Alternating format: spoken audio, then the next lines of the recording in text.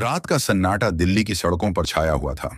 चांदनी चौक से कुछ दूर एक सुनसान सड़क के किनारे एक चमचमाती मर्सिडीज खड़ी थी, मानो कोई थका हुआ योद्धा रुककर सांस ले रहा हो। कार के पास खड़ा था करण मेहता, एक ऐसा शख्स जिसके पास धन दौलत की कोई कमी नहीं थी। उसका सूट इतना कीमती था कि उसकी कीमत में एक छोटा सा मकान खरीदा जा सकता था। कलाई पर बंधी घड़ी रात के अंधेरे में भी चमक रही थी, लेकिन उस रात यह सब बेकार था। उसकी कार का पेट्रोल खत्म हो चुका था, फोन की बैटरी मर चुकी थी और आसपास कोई मदद नजर नहीं आ रही थी। राजीव बेचैन होकर इधर उधर देख रहा था, जैसे कोई चमत्कार होने की उम्मीद हो। तभी सड़क पर एक ऑटो की खटखटाहट गूंजी। एक पुरानी सी ऑटो धीरे धीरे रुकी और उसमें से उतरा राजेश, एक साधारण सा ऑटो ड्राइवर। उसका चेहरा थकान से भरा था, लेकिन आंखों में एक अजीब सी चमक थी, जैसे वह हर मुश्किल को हल्का करने का हुनर जानता हो। राजेश ने राजीव को देखा और मुस्कुराते हुए पूछा, साहब क्या बात है, गाड़ी खराब हो गई? राजीव ने परेशानी भरे लहजे में जवाब दिया, अरे खराब नहीं, पेट्रोल खत्म हो गया, फोन भी डेड है, कोई टैक्सी भी नहीं मिल रही। राजेश ने एक पल के लिए राजीव को देखा, जैसे वह उसकी परेशानी को दिल से समझ रहा हो। फिर वह अपनी ऑटो की डिक्की की ओर बढ़ा। उसने एक छोटी सी प्लास्टिक की बोतल निकाली जिसमें थोड़ा सा पेट्रोल था। उसने सहानुभूति भरे लहजे में कहा, अरे साहब, रात के इस वक्त तो मुश्किल ही है, लेकिन आप चिंता ना करें, मेरे पास थोड़ा पेट्रोल है, अपनी बोतल में रखता हूं, आपकी गाड़ी में डाल दूं। राजीव ने आश्चर्य और राहत के साथ जवाब दिया, तुम्हारे पास पेट्रोल है? अरे तुम तो मेरी जान बचा रहे हो। राजेश ने बिना किसी हिचक के पेट्रोल की बोतल से राजीव की कार में ईंधन डाला, इतना कि वह नजदीकी पेट्रोल पंप तक जा सके। कार फिर से जीवंत हो उठी। राजीव ने राहत की सांस ली और राजेश की ओर देखकर कहा, तुमने मेरी इतनी बड़ी मदद की, मैं तुम्हें कुछ देना चाहता हूं। राजेश ने हल्के से सिर हिलाया और सादगी भरे लहजे में जवाब दिया, नहीं मालिक, मैंने तो वही किया जो करना चाहिए था। राजीव ने उसकी सादगी देखी और मन ही मन कुछ सोचने लगा। उसने राजेश से उसका नाम और पता पूछा, फिर अपनी कार में बैठा और रात के अंधेरे में गायब हो गया। लेकिन यह मुलाकात सिर्फ एक शुरुआत थी। राजीव के मन में राजेश के लिए कुछ बड़ा था, जो उस रात की छोटी सी मदद से शुरू हुआ था। राजेश का जीवन आसान नहीं था। दिल्ली के एक छोटे से झुग्गी झोपड़ी वाले इलाके में उसका छोटा सा घर था। घर क्या, बस एक कमरा जिसमें वह अपनी पत्नी सुनीता और दो बच्चों अंकित और पायल के साथ रहता था। कमरे की दीवारें पुरानी थीं, छत से बारिश में पानी टपकता था और बिजली का कनेक्शन भी अक्सर कट जाता था। फिर भी राजेश के चेहरे पर हमेशा एक मुस्कान रहती थी। वह सुबह जल्दी उठता, अपनी ऑटो को चमकाता और सड़कों पर निकल पड़ता। उसका दिन सुबह से रात तक सवारी ढोने में बीतता था। राजेश की जिंदगी में पैसों की तंगी हमेशा साए की तरह साथ रहती थी। सुनीता घरों में बर्तन मांजने का काम करती थी, ताकि बच्चों की स्कूल की फीस और घर का खर्चा चल सके। अंकित और पायल दोनों सरकारी स्कूल में पढ़ते थे, लेकिन किताबों और यूनिफॉर्म का खर्चा भी राजेश के लिए बड़ा बोझ था। फिर भी वह कभी शिकायत नहीं करता था। वह अपने बच्चों को अच्छी शिक्षा देना चाहता था, ताकि उनकी जिंदगी उसकी तरह मुश्किल ना हो। हर सुबह राजेश अपनी ऑटो लेकर निकलता और सवारियों की तलाश में दिल्ली की सड़कों पर भटकता। कभी कभी सवारियां अच्छी मिलती तो दिन ठीक निकल जाता, लेकिन कई बार घंटों इंतजार करना पड़ता और पेट्रोल का खर्चा कमाई से ज्यादा हो जाता। फिर भी राजेश का दिल बड़ा था। वह कभी किसी सवारी से ज्यादा पैसे नहीं मांगता था, और अगर कोई गरीब या मजबूर दिखता तो वह मुफ्त में भी छोड़ आता। सुनीता अक्सर उससे कहती, राजेश तुम इतना क्यों सोचते हो, दूसरों के लिए अपने बारे में भी तो सोचो। राजेश हंसकर जवाब देता, सुनीता, अगर हम दूसरों की मदद नहीं करेंगे तो भगवान हमारी मदद कैसे करेगा? राजेश का यह विश्वास ही उसकी ताकत था। वह हर मुश्किल में मुस्कुराता और आगे बढ़ता। लेकिन उसकी जिंदगी में एक बड़ा बदलाव आने वाला था, जिसकी शुरुआत उस रात करण मेहता से मुलाकात के साथ हुई थी। करण मेहता दिल्ली के सबसे बड़े बिजनेसमैन में से एक था। उसका कारोबार कपड़ा उद्योग से लेकर रियल एस्टेट तक फैला हुआ था। कंपनी मेहरा एंटरप्राइजेस न सिर्फ भारत में बल्कि विदेशों में भी जानी जाती थी। राजीव की जिंदगी में हर वह चीज थी जिसका सपना लोग देखते हैं, बड़ा बंगला, लग्जरी गाड़ियां, विदेशी छुट्टियां। लेकिन राजीव सिर्फ पैसे वाला इंसान नहीं था। उसके दिल में एक उदारता थी जो उसे बाकियों से अलग करती थी। राजीव का मानना था, पैसा कमाना आसान है, लेकिन उसे सही जगह इस्तेमाल करना कला है। वह अक्सर चैरिटी में बड़ा दान देता था। अनाथालय, स्कूल, अस्पताल। उसके दान की लिस्ट लंबी थी, लेकिन वह कभी अपने दान का ढोल नहीं पीटता था। उसे दिखावा पसंद नहीं था। वह चाहता था कि उसका पैसा किसी की जिंदगी बदले, ना कि उसकी तारीफ में लेख लिखे जाएं। उस रात जब राजेश ने उसकी मदद की, राजीव के मन में कुछ और ही चल रहा था। उसने राजेश की सादगी और ईमानदारी देखी थी। वह जानता था कि राजेश ने उसकी मदद सिर्फ इसलिए की क्योंकि उसका दिल साफ था। राजीव ने ठान लिया था कि वह राजेश को कुछ ऐसा देगा जो उसकी जिंदगी बदल दे। लेकिन वह यह भी जानता था कि राजेश जैसे लोग पैसे के पीछे नहीं भागते। उसे कुछ ऐसा करना था जो राजेश की मेहनत और आत्मसम्मान को ठेस ना पहुंचाए। उस रात की घटना कुछ यूं थी। राजीव एक बिजनेस मीटिंग से लौट रहा था। उसकी कार में पेट्रोल कम था, लेकिन उसने सोचा कि वह घर तक पहुंच जाएगा। मगर रास्ते में कार रुक गई। फोन की बैटरी भी खत्म हो चुकी थी और रात के 2:30 कोई मदद मिलना मुश्किल था। राजीव ने सड़क पर इधर उधर देखा, लेकिन सड़क सुनसान थी। वह परेशान होकर अपनी कार के पास खड़ा था। जब राजेश की ऑटो वहां से गुजरी, राजेश ने राजीव की परेशानी देखी और रुक गया। उसने पूछा कि क्या बात है, और जब राजीव ने बताया कि पेट्रोल खत्म हो गया है, तो राजेश ने बिना सोचे अपनी बोतल से पेट्रोल निकाला। उसने कहा कि वह हमेशा थोड़ा पेट्रोल साथ रखता है, क्योंकि उसकी ऑटो पुपायल है और कभी कभी उसे भी ऐसी मुश्किल का सामना करना पड़ता है। पेट्रोल डालने के बाद जब राजीव ने उसे कुछ देने की बात की, तो राजेश ने साफ मना कर दिया। उसने कहा कि उसने वही किया जो उसका फर्ज था। राजीव ने उसकी बात सुनी और मन ही मन मुस्कुराया। उसने राजेश से उसका नाम और पता लिया और फिर अपनी कार में बैठकर चला गया। लेकिन उस रात की मुलाकात ने राजीव के दिल में एक बीज बो दिया था। वह राजेश को कुछ ऐसा देना चाहता था जो उसकी जिंदगी को नई दिशा दे। राजेश की जिंदगी रोज की तरह चल रही थी। सुबह की धुंध अभी छंटी भी नहीं थी कि वह अपनी ऑटो को चमकाकर सड़कों पर निकल पड़ा। दिल्ली की सड़कें जो कभी शांत तो कभी शोर से भरी होती थीं, राजेश के लिए रोजी रोटी का जरिया थी। वह दिन भर सवारी ढूंढता, कभी बाजार की भीड़ में तो कभी ऑफिस जाने वालों के बीच। उसका चेहरा थकान से भरा होता, लेकिन उसकी मुस्कान कभी कम नहीं होती थी। घर लौटते वक्त वह बच्चों के लिए कभी कभी एक दो टॉफी ले आता, जिसे देखकर अंकित और पायल की आंखें चमक उठती। सुनीता उसे देखकर कहती, राजेश, तुम इतना क्यों खर्च करते हो? ये छोटी छोटी चीजें भी तो पैसे से आती हैं। राजेश हंसकर जवाब देता। सुनीता बच्चों की मुस्कान के आगे यह पैसे क्या चीज है, लेकिन उसकी जिंदगी में मुश्किलें कम नहीं थीं। अंकित और पायल का स्कूल तो सरकारी था, लेकिन किताबें, यूनिफॉर्म और कभी कभी स्कूल की छोटी मोटी फीस भी उनके लिए भारी पड़ती थी। सुनीता की कमाई और राजेश की मेहनत मिलकर भी बस इतना ही जोड़ पाते कि घर का खर्चा चल सके।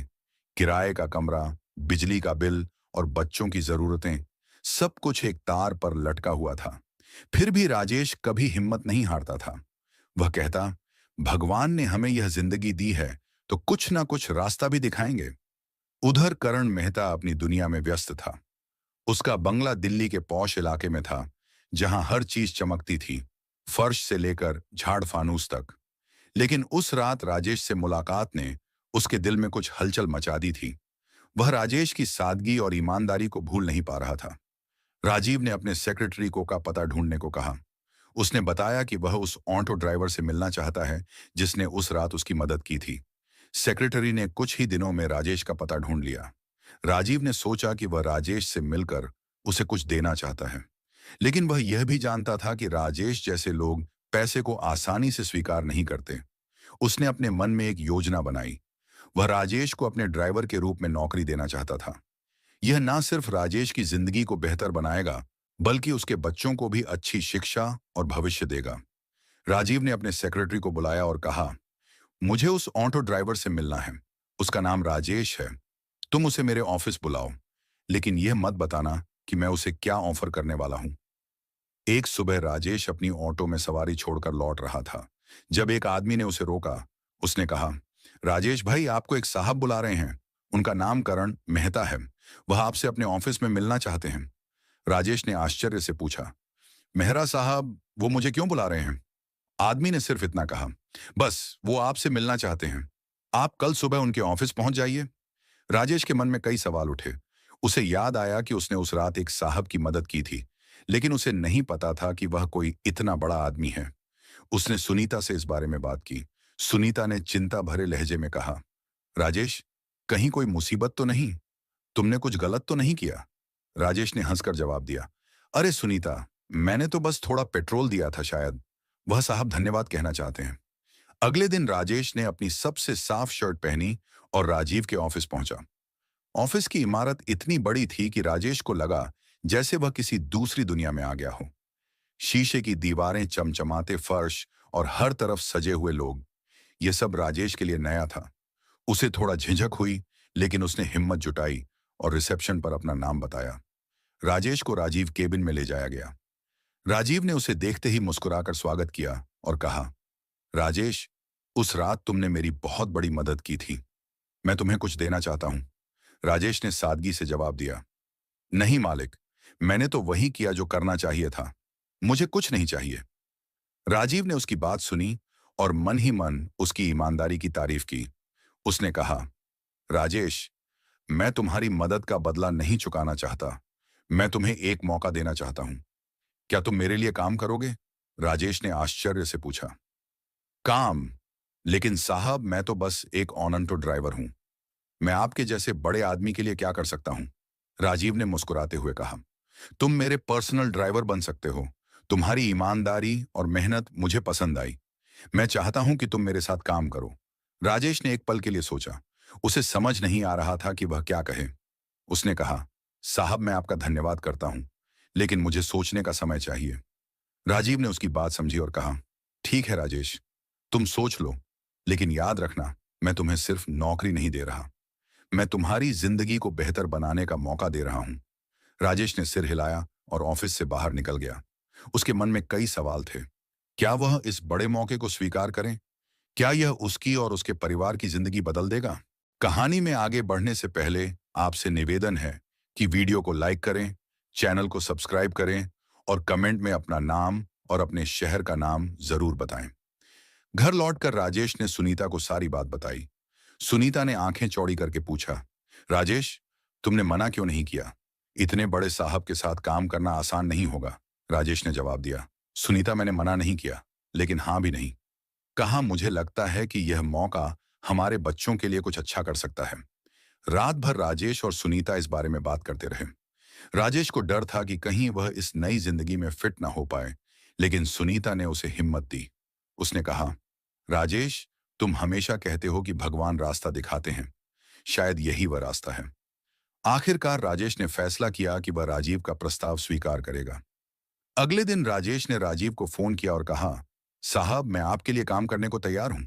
राजीव ने खुशी से जवाब दिया, राजेश, तुमने सही फैसला लिया। कल से तुम मेरे साथ काम शुरू कर सकते हो। राजेश की जिंदगी में एक नया अध्याय शुरू होने वाला था। उसने अपनी ऑटो को अलविदा कहा और राजीव के साथ काम शुरू किया।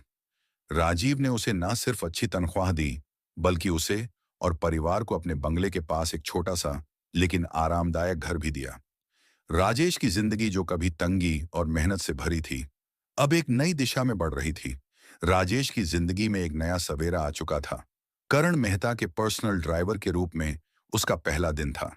सुबह सुबह वह तैयार हुआ, नई यूनिफॉर्म पहनी जो राजीव ने उसे दी थी। यूनिफॉर्म इतनी साफ सुथरी और चमकदार थी कि राजेश को खुद पर यकीन नहीं हो रहा था। उसने आईने में खुद को देखा और सुनीता से कहा, सुनीता, देखो, मैं तो किसी बड़े साहब जैसा लग रहा हूं। सुनीता ने हंसकर जवाब दिया, राजेश, तुम हमेशा से बड़े आदमी हो, बस अब दुनिया को भी पता चल रहा है। राजेश राजीव के बंगले पर समय से पहुंच गया। वहां की चमक दमक उसे अभी भी अजीब लगती थी। बंगले का गेट इतना बड़ा था कि उसकी ऑटो उसमें कई बार आ जा सकती थी। राजीव ने उसे अपनी नई कार, एक चमचमाती BMW की चाबी दी और कहा, राजेश, ये तुम्हारी जिम्मेदारी है। मुझे यकीन है कि तुम इसे मेरी ऑटो की तरह ही संभाल लोगे। राजेश ने सिर हिलाया और मन ही मन सोचा कि यह कार तो उसकी पूरी जिंदगी की कमाई से भी महंगी होगी। राजेश का काम राजीव को उनके ऑफिस मीटिंग्स और कभी कभी शहर से बाहर ले जाना था। शुरू में उसे इस नई जिंदगी में थोड़ा समय लगा। ऑटो चलाना और BMW चलाना, दो अलग अलग दुनिया थी, लेकिन राजेश की मेहनत और सीखने की ललक ने उसे जल्दी ही सब कुछ सिखा दिया। वह समय का पक्का था। हमेशा मुस्कुराता रहता था और राजीव की हर छोटी बड़ी जरूरत का ध्यान रखता था। राजीव को उसकी यह आदत बहुत पसंद थी। वह अक्सर अपने दोस्तों से कहता, राजेश सिर्फ ड्राइवर नहीं है, वह मेरे लिए एक दोस्त जैसा है। राजीव ने राजेश के परिवार को भी अपने बंगले के पास एक छोटा सा लेकिन आरामदायक घर दिया था। यह घर राजेश के पुराने किराए के कमरे से कई गुना बेहतर था। दीवारें मजबूत थीं, छत से पानी नहीं टपकता था और बिजली का कनेक्शन भी पक्का था। अंकित और पायल को यह घर किसी महल से कम नहीं लगता था। सुनीता ने पहली बार घर में एक छोटा सा फ्रिज देखा तो उसकी आंखें भर आईं। उसने राजेश से कहा, राजेश, ये सब सपने जैसा लगता है, क्या ये सचमुच हमारा है? राजेश ने उसका हाथ पकड़कर जवाब दिया, सुनीता, यह सब भगवान की मेहर और मेहरा साहब की उदारता का नतीजा है। राजेश की सबसे बड़ी चिंता हमेशा उसके बच्चों की पढ़ाई थी। राजीव ने जब यह सुना तो उसने तुरंत अंकित और पायल को दिल्ली के एक अच्छे प्राइवेट स्कूल में दाखिला दिलवाया। उसने स्कूल की फीस, किताबें और यूनिफॉर्म का सारा खर्चा उठाने का वादा किया। राजेश ने जब यह सुना तो उसकी आंखें नम हो गईं। उसने राजीव से कहा, साहब, आपने मेरे लिए इतना किया, अब मेरे बच्चों की जिंदगी भी संवार रहे हैं, मैं आपका एहसान कैसे चुकाऊंगा? राजीव ने मुस्कुराकर जवाब दिया, राजेश, यह एहसान नहीं है, तुमने उस रात मेरी मदद की थी और अब मैं तुम्हारी मदद कर रहा हूं। यह जिंदगी का हिसाब किताब है। अंकित और पायल नए स्कूल में बहुत खुश थे। उनके पास नई किताबें थीं, नई यूनिफॉर्म थी और सबसे बढ़कर एक ऐसा माहौल था जहां वे कुछ बड़ा करने का सपना देख सकते थे। अंकित को विज्ञान बहुत पसंद था और वह अक्सर अपने टीचर से सवाल पूछता रहता था। पायल को पेंटिंग का शौक था और स्कूल में उसे आर्ट क्लास में अपनी प्रतिभा दिखाने का मौका मिला। राजेश और सुनीता अपने बच्चों की प्रगति देखकर फूले नहीं समाते थे। राजीव की उदारता सिर्फ राजेश के परिवार तक सीमित नहीं थी, वह अपने आसपास के लोगों की मदद करने में विश्वास रखता था। उसने अपने बंगले के कर्मचारियों के लिए एक छोटा सा स्कूल शुरू किया जहां उनके बच्चे मुफ्त में पढ़ सकते थे। उसने राजेश को इस स्कूल का एक हिस्सा बनने के लिए भी कहा। राजेश ने अपने अनुभव साझा करते हुए कहा, साहब, अगर मेरे बच्चों को इतना अच्छा मौका मिल सकता है तो और बच्चों को भी मिलना चाहिए। राजीव ने उसकी बात सुनी और स्कूल को और बड़ा करने का फैसला किया। राजेश अब सिर्फ एक ड्राइवर नहीं था, वह राजीव के लिए एक भरोसेमंद साथी बन चुका था। राजीव अक्सर उससे अपनी बिजनेस की बातें साझा करता और राजेश अपनी सादगी भरी सलाह देता। एक बार राजीव ने उससे पूछा, राजेश, अगर तुम मेरी जगह होते तो तुम क्या करते? राजेश ने हंसकर जवाब दिया, साहब, मैं तो बस इतना करता कि जितने लोगों की मदद कर सकता। पैसा तो आता जाता रहता है, लेकिन इंसानियत हमेशा साथ रहती है। राजीव ने उसकी बात सुनी और मन ही मन उसकी सोच की तारीफ की। समय के साथ राजेश और राजीव के बीच एक अनोखा रिश्ता बन गया। यह ना मालिक और नौकर का रिश्ता था, ना ही सिर्फ दोस्ती का। यह एक ऐसा बंधन था जो ईमानदारी, विश्वास और इंसानियत पर टिका था। राजीव को राजेश की मेहनत और सादगी पर गर्व था और राजेश राजीव की उदारता और बड़े दिल को देखकर हमेशा आश्चर्यचकित रहता। एक दिन राजीव ने राजेश को अपने ऑफिस में बुलाया और कहा, राजेश, मैं तुम्हें एक और जिम्मेदारी देना चाहता हूं। मैं अपने चैरिटी फाउंडेशन का एक हिस्सा तुम्हारे हवाले करना चाहता हूं। तुम उन लोगों को समझते हो जिन्हें मदद की जरूरत है। क्या तुम मेरे साथ मिलकर यह काम करोगे? राजेश ने आश्चर्य से पूछा, साहब, मैं तो बस एक साधारण आदमी हूं, मैं यह सब कैसे करूंगा? राजीव ने जवाब दिया, राजेश, तुम साधारण नहीं हो, तुम में वह दिल है जो दूसरों की जिंदगी बदल सकता है। राजेश ने इस नए रोल को स्वीकार किया। उसने राजीव के चैरिटी फाउंडेशन में काम शुरू किया, जहां वह उन लोगों तक मदद पहुंचाने में सहायता करता जिन्हें इसकी सबसे ज्यादा जरूरत थी। उसने अपने पुराने मोहल्ले के कई परिवारों को स्कूल और नौकरी के मौके दिलवाए। उसकी मेहनत और सादगी ने न सिर्फ राजीव का भरोसा जीता, बल्कि कई और लोगों की जिंदगी में भी रोशनी लाई। राजेश की जिंदगी अब पहले जैसी नहीं थी। उसका परिवार खुशहाल था। अंकित और पायल अच्छे स्कूल में पढ़ रहे थे और सुनीता को अब घरों में बर्तन मांजने की जरूरत नहीं थी। उसने अपने घर में एक छोटा सा सिलाई सेंटर शुरू किया, जहां वह मोहल्ले की औरतों को सिलाई सिखाती थी। राजेश का चेहरा अब पहले से ज्यादा चमकता था, क्योंकि वह न सिर्फ अपनी जिंदगी को बेहतर बना पाया था, बल्कि दूसरों की जिंदगी में भी बदलाव ला रहा था। उस रात की छोटी सी मुलाकात ने राजेश और राजीव की जिंदगी को हमेशा के लिए बदल दिया था। राजेश की सादगी और राजीव की उदारता ने एक ऐसी कहानी रची जो न सिर्फ उनके परिवारों बल्कि उनके आसपास के लोगों को भी प्रेरणा दे रही थी। यह कहानी इंसानियत, विश्वास और मेहनत की जीत थी। तो दोस्तों, अगर आपको यह कहानी पसंद आई तो लाइक करें, कमेंट करें और हमारे चैनल को सब्सक्राइब करें। हम फिर मिलेंगे एक नई कहानी के साथ। तब तक के लिए धन्यवाद।